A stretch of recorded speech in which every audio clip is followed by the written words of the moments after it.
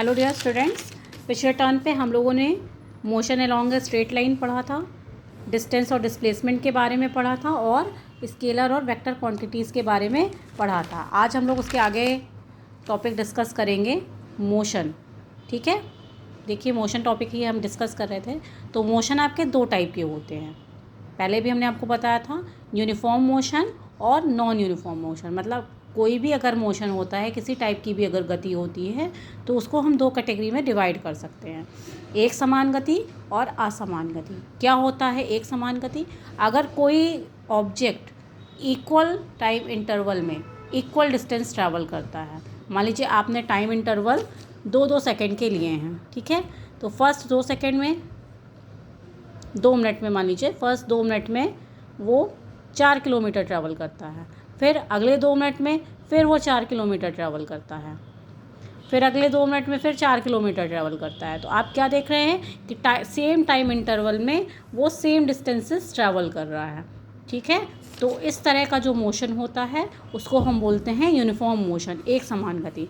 और अगर हम टाइम और डिस्टेंस में ग्राफ प्लॉट करें, डिस्टेंस मतलब दूरी, टाइम समय, तो अगर हम टाइम और डिस्टेंस में ग्राफ प्लॉट करें तो यूनिफॉर्म मोशन के लिए, एक समान गति के लिए हमको एक स्ट्रेट लाइन ग्राफ मिलता है।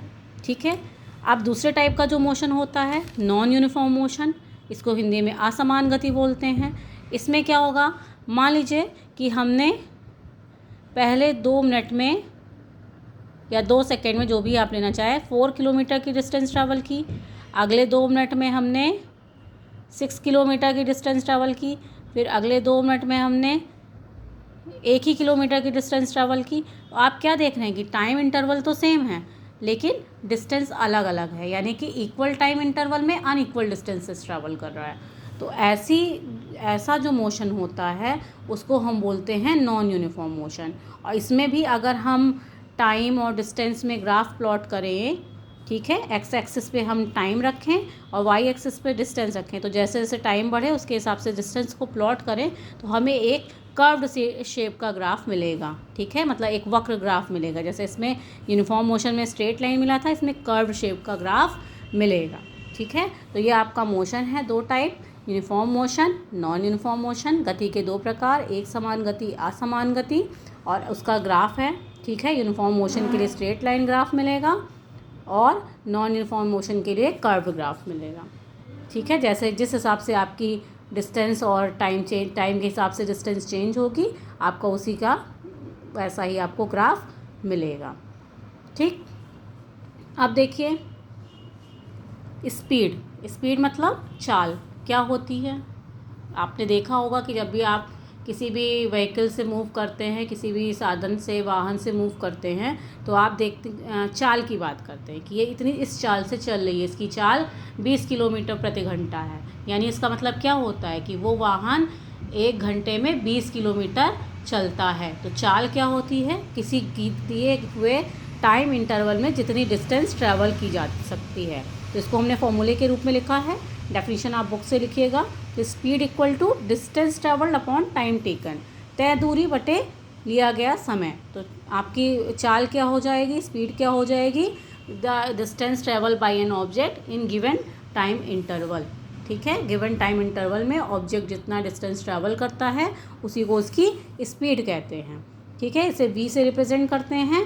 तो v बराबर, अगर डिस्टेंस को s से रिप्रेजेंट करें, टाइम को स्मॉल t से रिप्रेजेंट करें, तो v equal to s by t. इसकी यूनिट जो मेज़र करने की है वो मीटर पर सेकेंड है। ये एक स्केलर क्वांटिटी है, यानी कि इसमें केवल मैग्नीट्यूड होता है, डायरेक्शन नहीं होती है। फिर नेक्स्ट है एवरेज स्पीड, औसत चाल। औसत चाल क्या होती है, मान लीजिए कोई आपकी गाड़ी है, वो डिफरेंट टाइम इंटरवल में डिफरेंट डिस्टेंस ट्रैवल करती। ज़्यादातर व्हीकल ऐसे ही करती, जब भी आप गाड़ी से चलते हैं क्या एक समान ही चलते रहते हैं? नहीं, कभी स्पीड आपकी बढ़ती, कभी घटती है। तो हम अगर कहें कि उसकी औसत क्या है, मतलब आपने एवरेज किस स्पीड से गाड़ी चलाया, तो आप कैसे निकालेंगे उस एवरेज स्पीड को? टोटल डिस्टेंस ट्रैवल, जितनी आपने डिस्टेंस ट्रैवल की है अलग अलग, अपॉन टोटल टाइम टेकन, जितना समय लिया गया है। तो उससे आपकी क्या निकल आएगी, एवरेज स्पीड, कुल तय की गई दूरी बटे कुल लिया गया समय।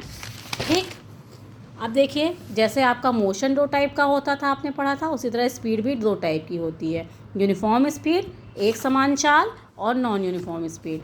ठीक है, अगर इक्वल टाइम इंटरवल में इक्वल डिस्टेंस ट्रैवल होगी तो यूनिफॉर्म स्पीड होगी, एक समान चाल होगी। और अगर इक्वल टाइम इंटरवल में अनइक्वल डिस्टेंसेस ट्रैवल होगी तो नॉन यूनिफॉर्म स्पीड होगी। ठीक है, तो इसका भी अगर हम ग्राफ प्लॉट करें तो इसके लिए एक स्ट्रेट लाइन ग्राफ मिलेगा, इसके लिए कर्व शेप ग्राफ मिलेगा। अगला जो इसी से रिलेटेड टॉपिक है वेलोसिटी। देखिए, स्पीड और वेलोसिटी में इतना ही डिफरेंस है कि वेलोसिटी में हम डायरेक्शन को भी इंक्लूड करते हैं। तो वेलोसिटी आपकी क्या होती है, तो डिस्टेंस की जगह जब हम डायरेक्शन इंक्लूड कर लेंगे तो क्या हो जाएगा, डिस्प्लेसमेंट। ठीक है, अपॉन टाइम टेकन, तो विस्थापन बटे लिया गया समय। तो वेलोसिटी क्या हो गई कि किसी दिए हुए समय में जितना वस्तु में विस्थापन होता है उसी को वेलोसिटी कहते हैं, वेग कहते हैं। किसी दिए हुए in given time interval the displacement in the object is called its velocity. इसको भी v से रिप्रेजेंट करते हैं, इसकी भी क्या, डिस्प्लेसमेंट को s से, टाइम को t से।